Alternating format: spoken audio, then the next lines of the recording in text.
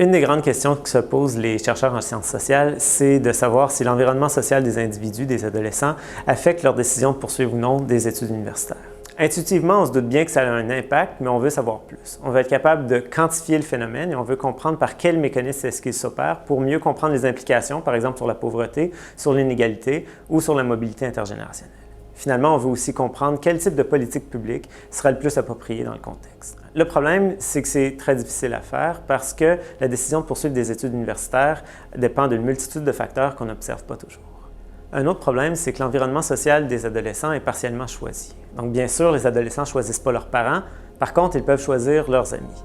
Et les facteurs selon lesquels ils choisissent ces amis-là, on ne les observe pas nécessairement comme chercheurs. Les mécanismes sont aussi très difficiles à identifier. En particulier, on peut penser à 3 types de mécanismes. Un premier mécanisme, c'est par la capacité des adolescents à poursuivre des études universitaires. Donc, on sait que les adolescents étudient ensemble, et donc étudier avec des amis qui ont une bonne performance scolaire peut améliorer la performance scolaire d'un individu et ainsi le rendre plus apte à poursuivre des études universitaires. Un deuxième mécanisme, c'est par la transmission d'informations. Donc, en discutant avec des amis ou avec sa famille, un adolescent peut en apprendre davantage sur les coûts ou les bénéfices de poursuivre des études universitaires. Le troisième mécanisme serait par la formation de préférences ou de normes. Donc, si un adolescent a la grande majorité de ses amis qui veulent poursuivre des études universitaires, ou si, par exemple, ses parents ont une formation universitaire, il peut considérer comme normal le fait de poursuivre des études universitaires. Ce sont ces 3 mécanismes que j'étudie dans une série d'articles avec mes co-auteurs. Dans un premier article, on montre que oui, les amis aident effectivement à augmenter la performance scolaire des adolescents. Par contre, une des caractéristiques, c'est qu'on montre aussi que les adolescents sont très stratégiques et en partie choisissent leurs amis du fait qu'ils vont les aider à obtenir des meilleurs résultats scolaires. Ça fait en sorte, puisque les relations d'amitié sont fortement réciproques, que les adolescents avec des performances académiques plus faibles ont de la difficulté à avoir des relations d'amitié avec des adolescents avec des performances académiques plus fortes. Ça nous amène à promouvoir des programmes comme les programmes de tutorat parce que, premièrement, les interactions améliorent la performance scolaire, mais deuxièmement, ces interactions-là ne se font pas naturellement.